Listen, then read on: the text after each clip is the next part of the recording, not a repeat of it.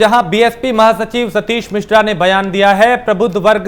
ने समर्थन दिया है। उन्होंने ये कहा और 2022 में बहन जी 5वीं बार मुख्यमंत्री बनेंगी, सतीश मिश्रा ने कहा। तो प्रबुद्ध वर्ग सम्मेलन में बीजेपी पर जोरदार हमला किया गया, अयोध्या विकास कार्यों को लेकर निशाना साधा गया, मंदिर के नाम पर करोड़ों रुपए जमा किए गए, ये उनकी तरफ से कहा गया, और मंदिर के नाम पर पैसा आया तो गया कहां, ये एक सवाल भी पूछा गया।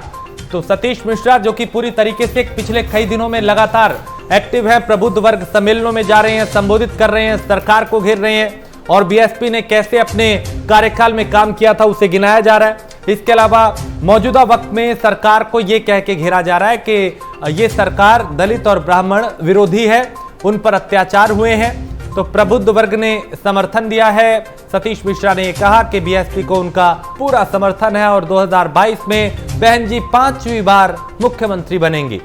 जितेंद्र लखनऊ से हमारे संवाददाता इस वक्त सीधा हमारे साथ जुड़ चुके हैं। जितेंद्र, बीएसपी पूरी तरह से एक्टिव दिखाई दे रही है, प्रबुद्ध वर्ग सम्मेलनों के जरिए साधने की कोशिश की जा रही है मतदाताओं को, लोगों को, लेकिन सतीश मिश्रा जब ये कहते हैं कि प्रबुद्ध वर्ग हमारे साथ है, 5वीं बार मायावती मुख्यमंत्री बनेंगी, तो उनकी बात में कितना दम नजर आता है? देखिए, बिल्कुल 23 अगस्त से बसपा सुप्रीमो मायावती यानी बहुजन समाज पार्टी का शुरू हुआ था सम्मेलन, प्रबुद्ध सम्मेलन, और आज का समापन था पहले चरण का। तो वही उत्तर प्रदेश में पूर्व मुख्यमंत्री रह चुकी बसपा सुप्रीमो मायावती ने आज जो समापन है उसको कहीं ना कहीं समापन साथ अपना संबोधन भी किया, और सतीश चंद्र मिश्रा भी मौजूद थे, उनकी पत्नी भी मौजूद थी, सतीश चंद्र मिश्रा के बेटे भी मौजूद थे, और कहीं ना कहीं तमाम नेता जो बसपा के बड़े नेता है वो भी वहां पर मौजूद रहे। और प्रबुद्ध सम्मेलन जो इस बार जो आखिर का समापन था, पहले चरण का समापन था, तो उसमें बसपा सुप्रीमो मायावती ने अपने 2022 के चुनाव की रणनीतियां भी साफ कर दी कि किस आधार पर काम करेंगी बसपा सुप्रीमो मायावती अगर उनकी सरकार आती है। तो वही भारतीय जनता पार्टी पर भी निशाना साधने का काम किया है उन्होंने, और साफ तौर पे चाहे वो अयोध्या का मामला हो, चाहे वो वहां पर और जो विकास कार्य है उसको मामले को लेकर हो, उन सभी को निशाना साधने का काम किया। और बसपा सुप्रीमो मायावती ने इस बार साफ कर दिया कि 2022 का जो चुनाव होगा, अगर बसपा की सरकार आती है तो इस सरकार में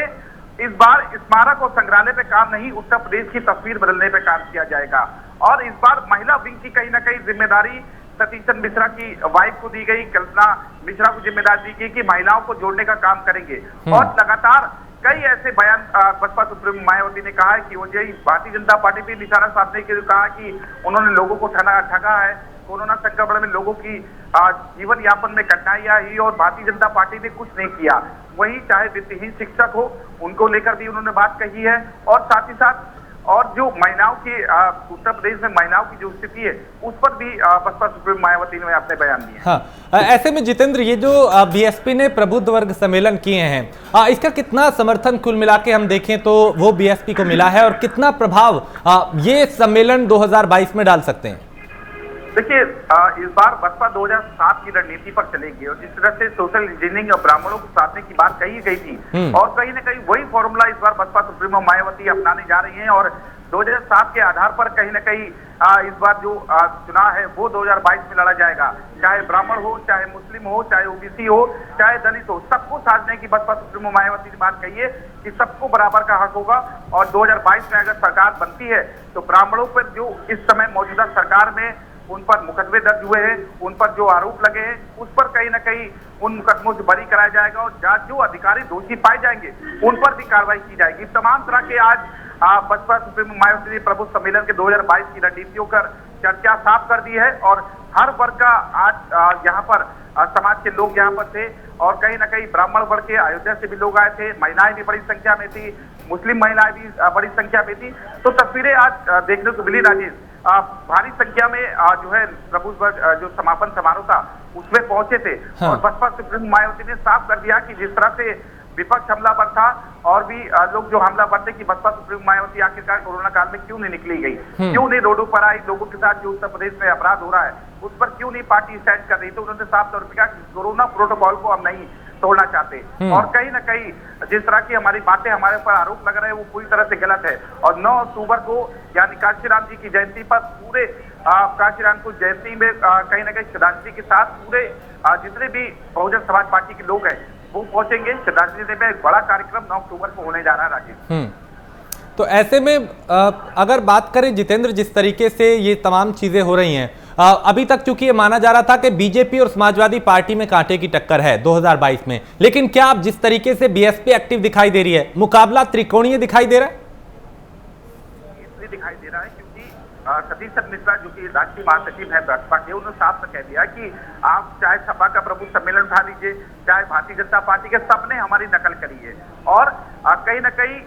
प्रबुद्ध सम्मेलन में प्रबुद्ध लोग नहीं पहुंचे और कहीं ना कहीं सम्मेलन 1-2 दिन में शांत हो गया। हमारा 74 जिलों में सम्मेलन चला और सम्मेलन में तस्वीरें साफ हुई थी कि कहीं ना कहीं कि कितनी बड़ी संख्या में भीड़ उमड़ी। तो तस्वीरें कहीं ना कहीं इस बार त्रिकोणीय मामला जरूर दिखाई दे रहा है और हर वर्ग के लिए मायावती ने कुछ न कुछ ऐलान किया है कि 2022 में उनकी सरकार आएगी तो वित्तहीन शिक्षकों को उनका भत्ता देने का काम किया जाएगा। जो संस्कृत विद्यालय है उनको सरकार की ओर से पैसा दिया जाएगा, भर्ती की जाएगी, ब्राह्मण हो, मुस्लिम हो, चाहे क्षत्रिय हो, उन सबको कहीं ना कहीं बराबरी का हक दिया जाएगा। और कहीं ना कहीं इस बार जो सोशल इंजीनियरिंग 2007 का फॉर्मूला है बसपा सुप्रीमो मायावती, उसी आधार पर 2022 का चुनाव लड़ने जा रही है। और जाहिर सी बात है कि 2022 का उनकी तस्वीरें भी उन्होंने साफ कर दी है कि इस बार उनकी बसपा की क्या रणनीति रहेगी। चले जितेंद्र, आप मेरे साथ बने रहें, कुछ और खबरों पे आपसे जानकारी लेंगे। फिलहाल शुक्रिया इस तमाम बातचीत के लिए, जानकारी के लिए।